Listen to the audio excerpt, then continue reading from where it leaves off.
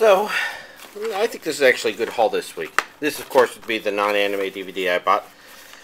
I didn't even realize this rated so badly. I've always considered it to be a Leslie Nielsen classic, but rated pretty bad on both IMDb and Rotten Tomatoes, so I guess I'm a bit shocked.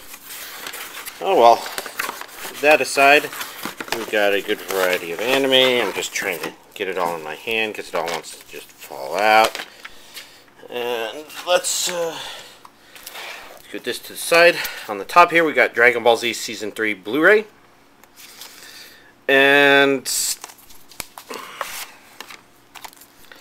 let's just dig into it, I guess. I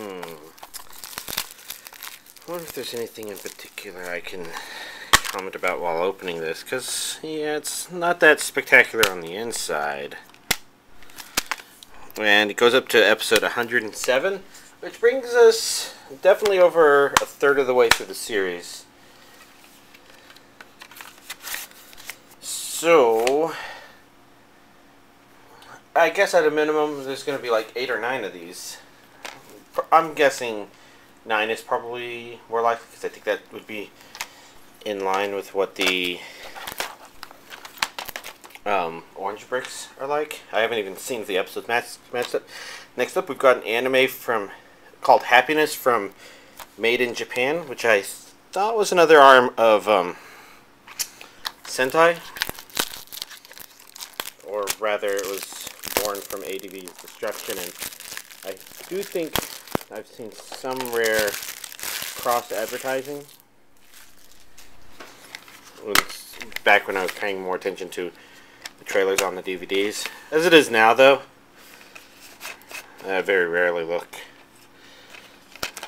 So we've got here 3 discs with 3 characters, and I see only Japanese for audio, so it's Japanese with English subtitles. Next up, we've got a definite Sentai Filmworks release, and that's Ebiten. We've got DVD and Blu-ray versions here.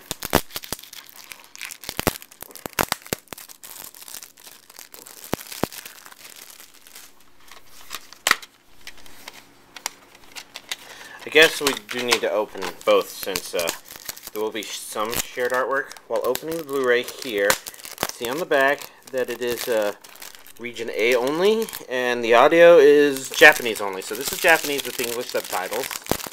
I think that's consistent. Like, Sentai will do Japanese with English subtitles for things they don't, for things that are going to be Region A only at this point. So, now if we take a look, we got 2 discs in the DVD version, and in the Blu-ray version, oh, they're both 2 discs. So they both have the same cover art, or disc art rather. So, that raises the question, how many episodes is this? This is all 10 episodes plus OVA. So 11 episodes, that makes a bit more sense. Speaking of Sentai DVD and Blu-ray releases, my copy of Maria Holic Alive finally arrived. You may recall I got the Blu-ray copy last week. This is a version of the newly released DVD collection that has the dub.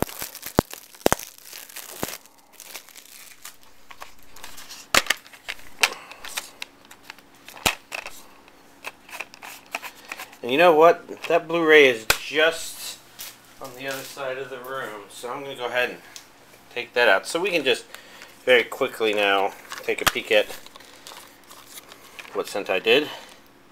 Obviously, they always use the first disc art for the first DVD. For the second Blu-ray disc, they use the third DVD's art. Alright. That makes sense. Let's see. Next up, we have something that actually arrived last week as well. Lupin the Third, Bye Bye Lady Liberty, which is an Eastern Star release. Eastern Star is doing a pretty good job of mopping up a lot of titles that I think need DVD releases, and you know, other people kind of overlook. They're not the only ones, of course, but just enough anime out there that you can't really, I guess you can't really get all of it. I mean, how many episodes of Sazae-san have there been? For Doraemon. Like, Funimation even stopped with the Sergeant Frog stuff. I'm just glad they're not stopping with One Piece, because there's still so much One Piece, and One Piece is staying pretty good. Now, as far as I could tell, this hadn't been released here before. That's why I picked it up. On the back, there's English and Japanese audio, so that means it's possible this one has been released before and I just maybe didn't notice. I'm not so sure now, but I was pretty sure before, sure enough that I went ahead and purchased it. Now, the last thing is the Cat's Eye ImaginAsian release I mentioned last week. Now, I've only very briefly looked at it. It arrived yesterday and I was kind of too sleepy to stay up. But as far as I can tell, it's legitimate. I mean, of course it's going to be purple on the back because this was burn on demand, but it's consistent with the other ImaginAsian stuff I've seen that I have. And of course we got discs 2, 3, 4, 5, 6, 7, and 8. One thing I've not noticed / looked at the other stuff is past disc 1, they actually have barcodes on the disc themselves. As you can see back here, disc 1 does not have that on it. But if you look at the barcode back here, they call those UPC codes, I think. Unless it's UCP. I think it's UPC. And so these normally keep track of individual releases. So while Film Aficionado has separate releases for the collection and disc 1, both of those have the same UPC, because technically disc 1's UPC is that. And when you buy disc 1, you buy this complete set, and then you buy the individual discs separately. That's my understanding of how it worked then. Now, like I said, I haven't explored it a whole lot to determine if this is legitimate or not. There's one thing I found that raises a question, and that's discs 7 and 8. When I put them into my Mac to see what happened when the DVDs played, these were the only two that went straight into the menu, while all the others played various other pieces of information. Let me see. I'm talking about the "you can't copy this" warning, the ImaginAsian logo, the T. I bet it's a company somewhere on the packaging, like TLS or something like that. TMS. So down there it says TMS, and I think it's it shows the little, oh, this is an ImaginAsian release, oh, this is a TMS release stuff on there. And these two just went straight to the menu, so that's a little suspicious. Maybe not necessarily wrong, but suspicious. I have to poke around on the discs more, but everything's pretty consistent with what I would expect of the release. And so as far as I can tell, this would be my first complete ImaginAsian release, and that makes it a pretty much a unicorn added to the collection, something that I wasn't sure I'd ever even be able to get my hands on, but I knew had been released. It was just that rare. Unless it turns out that that's not how those last two discs are supposed to be. But until then, that's this week's anime DVD collection update. And even if quantity-wise it's not like super huge, you gotta remember, I paid a lot for that. So this is a fairly expensive update with a good little variety of stuff. I guess we've got Funimation Made in Japan, Sentai, Eastern Star.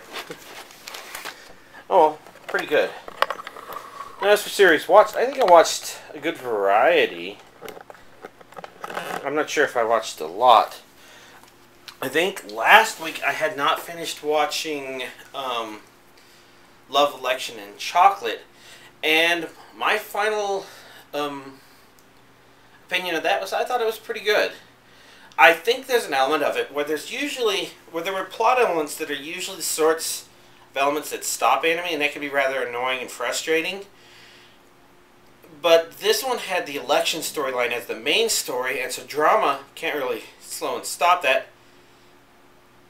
And this anime seemed to be aware of that. So overall, I thought it kept a really good pace throughout the anime. It can't stop just because childhood friends are having some sort of spat or somebody's losing faith in the process or whatnot. Because once that happens, especially when you have something that involves a continuing process, that's when an anime falls down, and I think this anime was aware of it. So overall, I thought it was enjoyable.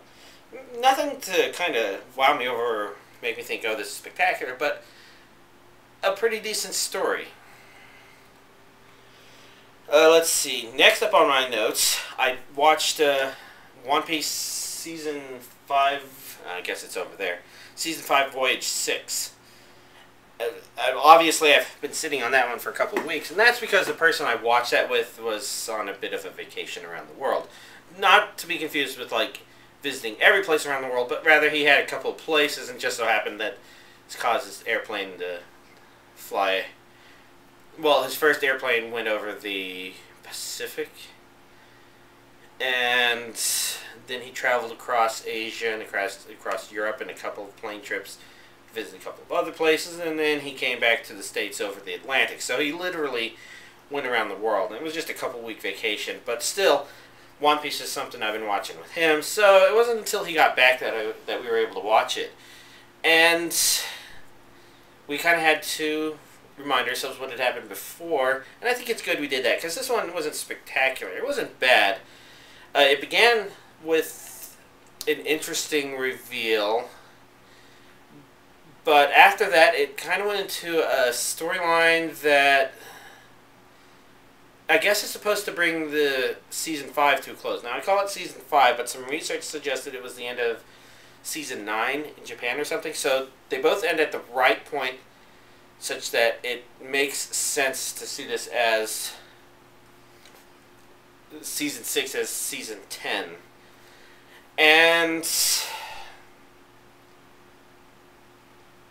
okay, I guess there's a lot of little things that could be talked about, but to begin with, the story that took place in this DVD, like I said, is kind of an end the season sort of DVD. I'd call them one-off bad guys, but you have to understand that when I say that in the context of One Piece, it means that they're bad guys that could be around for more than one episode. And who knows if they'll be important or relevant in the future. Probably if they were made up for the anime and weren't in the manga, somebody would probably know. Because I could see that being possible, but not necessarily the case. And the issue I had with this one was mostly, so they needed excuses to keep some of their hardest hitters from hitting as hard as they could. And with some members, it makes a lot of sense, but with the others, it's pretty much the same things they've always done, and these are weaknesses that they've introduced in the characters, but at the same time, it becomes a bit of, it wears on you to see them again. Like, Voronor Zoro, it gets lost very easily. Very, very easily. And there was amusing parts related to that in this release, but still, that's how they made it where he wasn't fighting anybody. Then you had Sanji, who's, of course, won't fight a girl. He'll just go into lovey-dovey mode instead, and they've pulled that off one too many times, where it's like, two of them are some of the biggest physical hard hitters of the crew. And they had slight moments in it, but I also felt like it was intentionally trying to keep them underpowered. Nothing bad, just annoying. Maybe we'll see what happens next, because I know that after this part, the beginning of the next season is very important, simply because the opening change that happened halfway through the final, no, one episode into the final disc, so I guess it was halfway through this release. The opening change combined with the preview lets me know that something important is going to happen in the next episode. Although I don't want to comment too much about that in case my friend who watches knows, because I do know more about it than he probably does, because I've been helping him stay insulated from potential spoilers.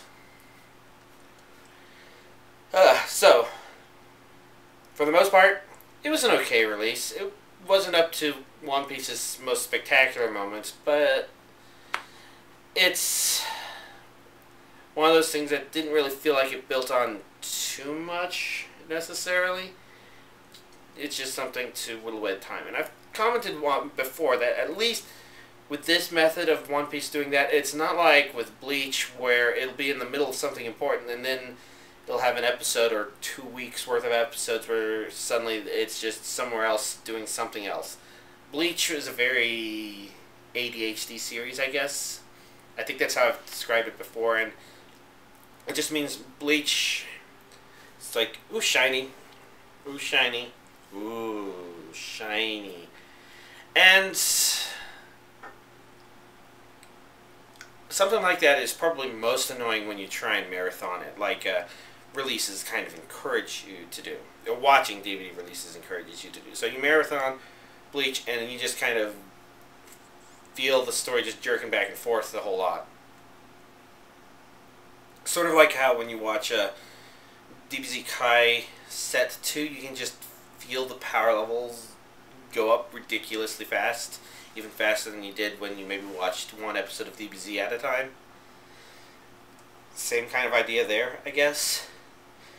And Naruto does side stories, but they are side stories that don't seem particularly relevant to the main character, I guess. Or if they are, they're just the series repeating the same thing over and over again. Whereas with One Piece, sometimes you don't know when these side stories come back later to become important plot points, or if they tend to cover things that haven't really been covered before. So I at least appreciate One Piece's ability to not go completely stupid when it does something that may or may not be plot relevant. That's a lot of talking about One Piece. Now how about Robotics Notes? I watched the second half of that, and I kind of realized there were some things the series was suggesting would happen that I really should have considered it revealing, but I guess I didn't. So I kind of appreciated doing that. I thought it was nice and entertaining. The ending was appropriate. Overall, it was a good watch. It had some neat elements to it. I guess there's...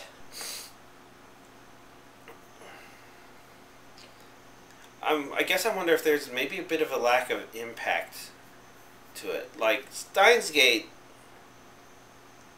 built up better? Or maybe it's just that the day-to-day in Steins Gate felt terrifying once I kind of started thinking about what was going on. Whereas Robotics Notes was a bit more laid back in a lot of its aspects, I guess. Oh well. In any case, I thought it was a nice, enjoyable series, and I had fun finishing it. There was one part that was definitely pretty intense that I knew was a good stopping point for the evening at that point. Let's see, and then the final thing I watched, well, completely watched, was Oni-I, which was Funimation's subtitled only release. It released a couple of months back, I guess, given how far down these piles it was. This one, I thought it was actually okay. For a while there, based on its low rating, I was afraid that maybe it was kind of a one-trick pony, but I found that it kind of wasn't. Like, my fear was that the first episode kind of established a somewhat amusing premise or recurring joke or something like that. And if it keeps doing the same thing over and over, it kind of loses its effectiveness. I think a good shorter series I can think of that kind of had a good example was Ramen Fighter Miki, which definitely was really good in the beginning, but as it kind of got closer to the second half of the series, it kind of felt like they were revisiting the same jokes as before, and the series had gotten stuck in revealing amusing ideas, and then it was just more of the same, I think. And so for Oni-I, I found that it kind of didn't do that. There are a couple of things I can criticize about it, and one of those is it doesn't really have anything to it other than the, oh, here's a harem sort of thing. But I don't feel that my harems need to have that, and this anime ended up turning out perfect for having on in the background. Something I've probably talked about trying to do a lot of, trying to put something on in the background that's just some simple fan servicey dub anime, so I don't have to think about it too much unless I get really interested in it and it looks like it does need to be thought about. I think Apote is kind of an example of that going awry. And this one, despite the fact that it's subtitled, wasn't that bad. Let me see. The introduction of the characters was questionable, and it did feel like it was maybe going to slip into a routine, in that it would always, oh, here's this girl's routine, here's this one, this one, this one, this one. It doesn't even change up the order or something like that, but then it started changing it up. So it was evolving, thinking, and I don't think the characters really changed really all that much, and maybe some people, or maybe a lot of people, really don't like that. And maybe the other thing people didn't really like about it was one of the major premises is an incestuous potential, or one of the main girl in the harem has an incestuous interest in her older brother, which is something that I know I've seen some people complain about. So I think some people, they're just tired of seeing that happen over and over again, especially if it's a subject that they don't particularly care about. I've heard that people who actually have siblings of the opposite gender tend to understand they tend to develop more of a repulsiveness for the discussion of the subject, and maybe that's part of the reason why I don't care, is because I only have brothers. Or maybe it's just because I don't watch this as if I'm thinking, oh yes, that's my sister trying to have sex with me, or something like that. I don't know. I do know that overall, I thought the rating was a little harsher than it needed to be, but it was an enjoyable watch. It did really good. At the same time, the specials on it, which just like other Funimation's other specials, were subtitled only. This time it was much easier to watch those simply because the series itself was already subtitled, and so there wasn't as much of a break. I know there's been some Girls in Panzer material I haven't watched because they're subtitled only, and I think the specials are not subtitled only, i.e. those are dubbed, but I haven't fired those up yet. Lots of stuff to do. Oh well. Those were all the anime I watched, and overall, I'd say it was a pretty productive week since there was a lot to think about. And so, the only other thing I watched was I started watching Maria Holic, and the main reason for that is because with the release of these dub DVDs and Blu-rays, this seems like a good excuse to just finally watch Maria Holic live. I'm under the impression it isn't rated as highly as Maria Holic, but it's still something that's been on my to-watch list, and rewatching Maria Holic has kind of been one of those curious things. And watching it with the dub, of course, is something completely new. So, I didn't care about the first series enough to grow an attachment to the characters having specific voices, so I have been able to transition to the dub moderately well. There are some things about the dub that haven't stuck perfectly well, but overall, I'd say it's okay. It's doable. If you want to watch a series that way, you can. There are probably some things you will notice where what the characters say can't perfectly lip sync up with what the dubber is saying, because the character has certain pauses in their information, and there's too much opportunity to convey accurate information in the dub. Maybe. I'm thinking of the first episode when the teacher's talking to our main character, whose name I already don't remember. I don't know. Basically, I'm a couple of episodes in, and it's an amusing rewatch. It helps to rewatch it thinking about that opening, because it really is a kind of intense series, just like the opening is. And I'll see if I have anything else to say or think about when I watched it and Maria Holic Alive. Fortunately, this is another week of catching up on stuff because there's some things here that I don't intend to rewatch or watch for the first time this week. You know, I'll watch them sometime later, so I get to worry about that. And next week is April 8th, which is the release date for the Puella Magic Madoka Magica Movie 3, and I'm hoping that arrives. If that shows up before I finish Maria Holic, that might disrupt things. So here's hoping the timing on that is just right. Other than that, I can't think of anything to particularly note. There was an Adult Source Media compilation title that showed up, as it usually does, a couple weeks before it came out. And I've ordered a copy, and maybe they'll be here next week, and it'll be another one of my stupid additions to the hentai collection. One of the non-productive ones that doesn't cause me to feel like I'm catching up or keeping up on hentai. Just, oh yeah, somebody should probably categorize what scenes are on these Adult Source Media compilation DVDs, and I'll maybe do that eventually. But this one, I don't know.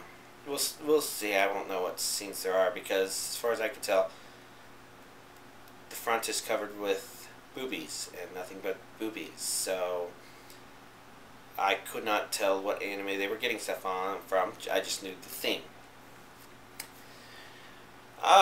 But if it arrives before next Tuesday, maybe I'll get a chance to look at it and think about it. So that's pretty much everything I think I was going to talk about. Y'all, have a nice week.